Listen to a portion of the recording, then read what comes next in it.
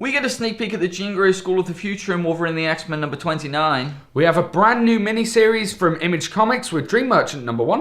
And an adaptation of Edgar Allan Poe's The Fall of the House Usher from Richard Corbin.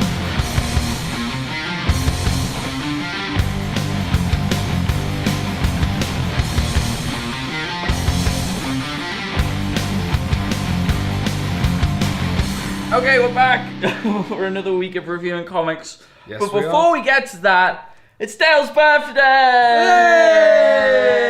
Yay! Yay! Biz! Hey! 21. 21. Grand old age. Yeah, isn't it just? I hear it goes downhill from here. How does it feel to be 21? It's good. It's good. Feel all hairy. I love that break. You're like, hairy? So Stephen and I got you a little something. Oh. We have part one of your present here. Your present comes in 2 parts. Okay. We were very progressive and we managed to wrap your present in the bag it came in. So Amazing. there's that. So this is part one. You'll see why this is part one when you open it. Amazing. So it's a Stormtrooper baking tray. Stormtrooper baking Part tray. 2 of your present is the cake itself, Yes. which we will bake for Friday's video with Amazing. our partner in crime, Dan McDermott. He's going to come down. Yes. And we're going to bake a Stormtrooper cake for That's Dale's so exciting. for Dale's birthday. And there's I'm- also some Stormtrooper ice trays to That is amazing. I'm very much looking forward to that. So look forward to that on Friday, Thank you or very either much. spectacular success or horrible Epic failure. fail. So we'll see how that goes. I'm just going to pop that down there. Oh, thanks, guys. What do you like? What do you like?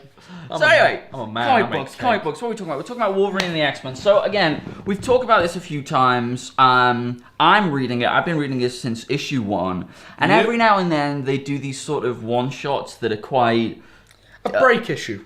Yeah, the break issue, and I think Jason Aaron is like the best in the business at doing them. We had the Mike Allred one, number 17. We seem to talk about every single time they do it. Yeah, because I'm always like, we've got to read. Number 24, the date night one, and now we've got this. Time The capsule. students at the Jean Grey School for Higher Learning are putting together a time capsule, and then we get a peek into the future and old Wolverine, the school, and all that. Yeah. So how did you find this? I really enjoyed it. I mean, I enjoy all of these types of issues. I found what I really like about this book is right at the start, Wolverine's giving a speech to all the students, and I love those moments with Wolverine where like they're high profile moments, and that's when you see the weakness in Wolverine, where he's Yeah. like, I don't do talking. That's not what I do. It Yeah, because you scares always me. say to me when I talk about this book, and you're always like, oh, I don't know about Wolverine in a school, but I think like the book does a really good job of saying, we know that this isn't Wolverine's, and I think that's where the kind of charm comes from. Yeah. Yeah, no, definitely, and it is nice to see that kind of vulnerability in that character, and it's really nice to see the kind of old Wolverine and how it's all progressed, and like a slight glimpse into the future. Although the likelihood of it ever sticking to that, Oh, there are about 40 different X-Men futures at this point. you know what I mean? But yeah, no, I mean, there's not much else to say about this. These are the types of issues that you can, I don't know, jump on them, but you just kind of grab, have a little read, and be like, oh, that was great. Although, I will say, I've been kind of catching up on the Brew saga every other issue, and this issue I was like, oh no, what's happened to Brew? Oh yeah, What's because it? I don't, last time I checked, he was all messed up, like he'd just been shot in the face. yeah, And well, then the issue after that, which was the date night one, he'd come back as like, rare. yeah. That's the technical term for. Well, they demented sort of is and that shit. now. Yeah. Oh, Sort of. bless He him. doesn't have any. Like he was this intelligent kid, and now he's this sort of he's- animal. Yeah, no, I love this series so much. I wish we had more of this in comics. These one-off issues, and I love seeing the school and like how it operates. And these characters now, I've been with since issue 1. Very Like true. the same cast of characters, the Quentin 29 Quires, issues. Well, yeah, and now they're starting like a new big story arc. And I wish we'd have had 20 to 30 has been odd. The story arcs haven't been big. They've been quite kind of self-contained because the X-Men have obviously been doing other things in the universe. But they've tried to have big arcs. I would have just liked a load of one-shots, but I understand why that doesn't happen a lot. Yeah. But no, it's great, and it's great to see these characters evolve and to see these characters make the decisions that they make. Like Edie's making decisions now, and Yep. yeah, I really love these types of issues, and I love the glimpse in the future. The artwork hasn't been as strong as some of the other artists they've had on the book, I don't think. No, it's a it bit did plain, look a a bit bit- standard. It wasn't yeah. offensive by any means, but it was, just sort of standard. But no, I love these issues, and I love this book so much. And if you've never read it, I just can't recommend enough picking up the trades, because it's one of the only 3 or 4 books that I'm buying the single issues of still. Yeah. Because I absolutely adore these characters. I adore the world that Jason Aaron's created with them. So No, it is very, very good. Okay, so the next book we have to talk about is Dream Merchants, book by Image Comics. I can't remember the names of the creators. Edmondson, the writer, something Edmondson. Yeah, something like that. No, I think his name was Noel something. So I'm thinking Edmondson. Oh, that's never good. Yeah. Either way, I've never heard of these two before, so this was kind of new for me. And the whole concept of it is about this insomniac who he's not an insomniac. He's the opposite. He is the complete opposite. He's a narcoleptic almost. He's somewhere in between, which would be normal. No, he can't separate. He doesn't know what's real and what is. He doesn't know when he's dreaming and when he isn't. The lines are kind of blurring themselves. They have been for a while, and he basically ends up in this psychiatry ward. They're trying to fix him. He doesn't know what the problem is. They don't know what the problem is, and then we find out what the problem is. That's the kind of basic hook. The question is, did the hook get to you, Mr. Morgan? Well, in terms of plot, it was kind of strange. So yeah, he starts off. The lines between what is dream and what is real are blaring for him. And through the book, we find that possibly because of him, the lines are blaring between everyone else and him. So he's sort of the center. Yeah. And yeah, I don't know. I wasn't blown away by this. I thought the writing was really nice. It has this really sort of flowery, elegant prose style almost. It's quite poetic. It's quite pretty, the writing. And it's a very simple comic to read. It's very clear cut. Yeah. And the art's nice. But I guess the plot, though, didn't do much for me. I felt like I could see a lot of other different stories in there. I could see a bit of One Flew Over the Cuckoo's Nest in there. I could see a bit of Sandman in there. I could see all these sort of these elements, and nothing really. There wasn't a moment where it's like, I want to. Yeah. And it was really long as well. It seemed to drag as well when I was reading it. It's 50 odd pages.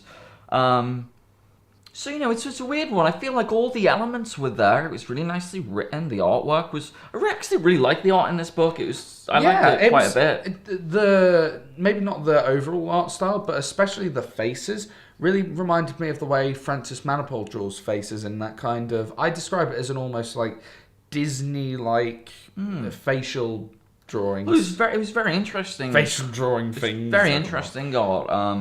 But yeah, the plot really did, as you said, didn't really get its hooks in. It didn't really. I didn't say that. No, that was all you. Oh, I said, did it hook you? Yeah. No, sorry. Yeah. So it didn't really do. It didn't have me feeling I've got to know what happens next. Yeah. It didn't have me completely engaged in the story. I mean, yeah, I feel similar. I have no negativity towards this book. I enjoyed it enough. I thought the art was really nice. I thought the writing was really nice. It wasn't something special like Bedlam that we talked about a few weeks ago. That was 10 something grand. special. 10 grand special. This, very good. Yeah. It's just missing that one element to it. That kind of, I suppose, almost spark of originality, maybe. Yeah, maybe like that's that. It's just, yeah, it's missing a little something, but it is another very good book from Image, I find. Yeah, I mean, I think that's right. It's hard when you're reviewing books sometimes because sometimes you can't put a finger on why exactly it didn't click, it didn't turn the screws. Had this book have had the kind of originality of Chin Music that we reviewed last week, but with what it is and what we got, then it would have probably been that kind of maybe with some of the special interesting thing. panel layouts and stuff. Because as I say, it's weird because on one hand, we've got a book about the lines between dream and reality blurring, and the only really way that they do that is through color. Yeah. It would have been nice. Oh, the colorist did a really good job on this book. Yeah, but it would have been nice to see some different things with the panels and some. It's quite standard. It's quite a sort of standard comic book. I agree, but so it's not. I don't know. Like you, I don't have any negative really to say about it, but it just didn't. It didn't get its claws in. Yeah. No, that's fair. That is fair. So the final book that we are talking about today is an adaptation by Richard Corbin of Edgar Allan Poe's The Fall of the House Usher. It's actually not. It's actually an amalgamation of The Fall of the House Usher and The Oval Portrait. He's sort of combined the two Poe stories into one. Okay. Have you read any Poe before? Have you read these stories before? I've never read any Edgar Allan Poe before. Never read The Raven in school? I didn't read it in school. I watched it when the Baby Looney Tunes did it, and it was very good. Okay. So what did you think of this comic from Richard Corbin? I really didn't like it. I found the art style very off-putting. I found the writing incredibly off-putting. Like most of it was Poe's. So. Yeah, well, it's just the way that the characters speak. They're just saying everything they're doing. You know, it's so expositional. When he arrives at this mansion, he's like, "Finally, I made it," and you're like, "Didn't need to say that." It's just a lot of things like that. The art style, maybe not in the first couple of pages with the horse, but moving forward when we meet the sister, I found the art style very off-putting. The way he draws faces, I really didn't enjoy. This book there was so many, just wasn't working for me at all. On every level, this book just didn't work for me, and I can understand people enjoying it. I can understand people enjoying that kind of art style and, that... Because I feel as though they knew exactly what they were doing with the exposition, and it's so intentional. But it's very Poe. It's very of that era, 20th century. But nevertheless, it's expositional, and I don't like things that are too expositional. So, this really didn't do anything for me. I don't feel that strongly about it. I like the art style, actually. I really like the way the characters were drawn. I like the face. It's sort of these grotesque-looking faces, these kind of thick, bulbous noses, really odd and strange-looking and morphed, almost. Yeah. And I like the atmosphere that the book creates, and I like the sense of mystery that's involved in it. I think it was a good adaptation. I didn't feel like it needed the sort of mixture of the two, and I do agree that could have been part of the thing of adapting something for a comic book obviously is you let the image do this, and there was some of that. There was some quietness, but it wasn't like you had those text boxes that say, and then after a long journey he arrived at his destination. You have the character saying, after that long journey, I've arrived at my destination. And I feel as though in 2013, he knows exactly what he's doing. He knows when he's transitioning that. The thing is, a lot of Poe's stories, in fact, I think maybe all of them are all written in first person. It's like a journal. Yeah. So that's where I sort of get the choice. I don't know. I liked it okay. I to be honest, what was most interesting to me was not a story, but the art. I really enjoyed the art, and I really enjoyed the character design. I just found it weird. It is very weird, but I think that's really in keeping with Poe's style and the type of story that it is. Just sort of weird and odd and grotesque, and like a what's the word I'm looking for? I don't know. Yeah, all those thing. Caricature. That works. So yeah, I mean, I was sort of lukewarm on it. I didn't, but what I think it's an interesting art style, and I think some of the bits of art do conjure up those feelings, those atmospheric feelings that Poe's work did. So I'm sort of meh. Yeah. Fair enough. Okay, cool. So that is today's show. If you want to follow us on Twitter, you can do. Yeah. Where will they go to do that? They can go to @comicbookshow1. Can indeed. That's where we hang out on Twitter. Don't forget to join us on Wednesday, where we will be the final quarterfinal. Final quarterfinal. The last quarterfinal might be a better way to say that. And Friday, Stormtrooper cake baking. Hey, that'll be fun. We will see you then. It's Dale's birthday!